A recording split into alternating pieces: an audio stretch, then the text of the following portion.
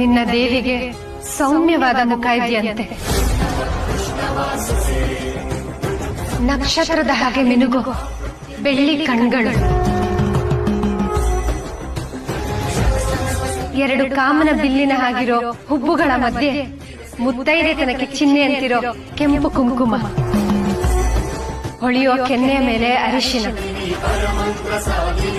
ಭಕ್ತರು ಕೇಳಿದ್ದನ್ನು ದಯಪಾಲಿಸೋ ಅಭಯ ಹಸ್ತ, ವಜ್ರದ ಕಿರೀಟ, ನವರತ್ನದ ಹಾರ,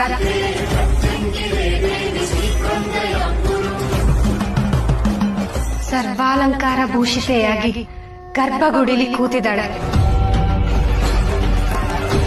ಶುದ್ಧವಾದ ಮನಸ್ಸಿಂದ ಒಳ್ಳೇದೇನೇ ಬೇಡ್ಕೊಂಡ್ರು ಕೊಡ್ತಾಳೆ.